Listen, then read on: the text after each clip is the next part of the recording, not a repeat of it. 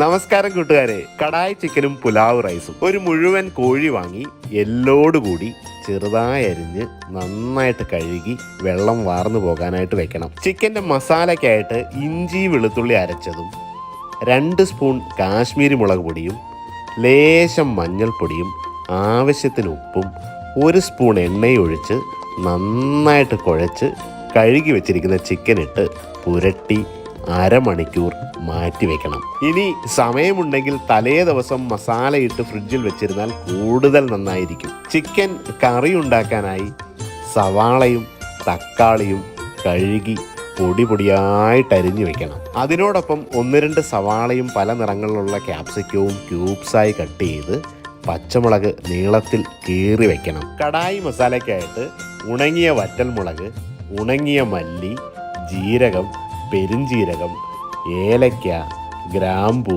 കുരുമുളക്, ബേലീഫ്, കറുകപ്പട്ട എന്നിവ വേണം.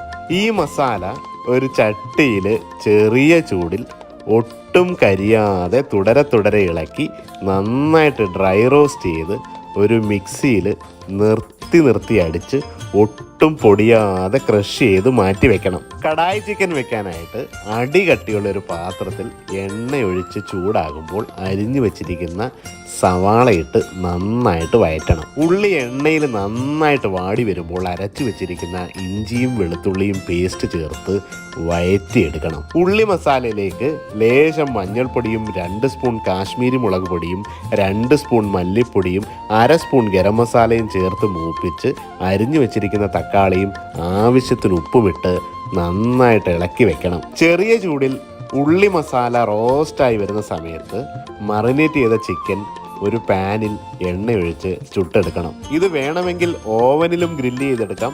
ഇനി ഇതിനുള്ള സൗകര്യമില്ലെങ്കിൽ നേരിട്ട് കറിയിലിട്ടും പാകം ചെയ്തെടുക്കാം.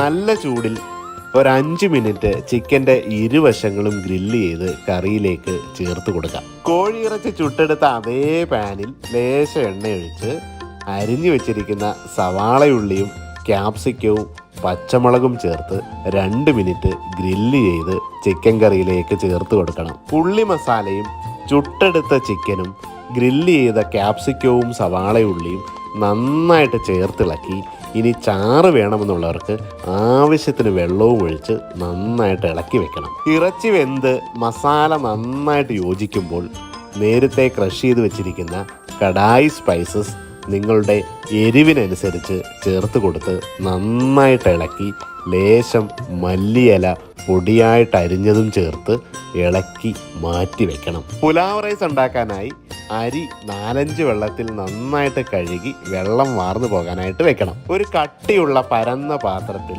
നെയ്യൊഴിച്ച് ജീരകം പൊട്ടിച്ച് ആവശ്യത്തിന് വെള്ളവും ലേശം പാലും പച്ചമുളകും ഉപ്പും ചേർത്ത് വെള്ളം തിളച്ച് വരുമ്പോൾ അരിയിട്ട് ഇളക്കി വെള്ളം വറ്റിച്ച് ദം അടിച്ചെടുക്കണം. 1 കിലോ അരിക്ക് 1.5 ലിറ്റർ വെള്ളമെന്നാണ് കണക്ക്. കടായി ചിക്കൻ റൊട്ടി, നാൻ, ചപ്പാത്തി, പുലാവ് റൈസ് എന്നിവയോടൊപ്പം അടിപൊളി ടേസ്റ്റാണ്.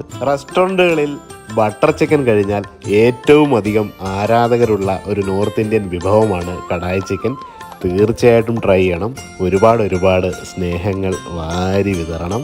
Thank you so much.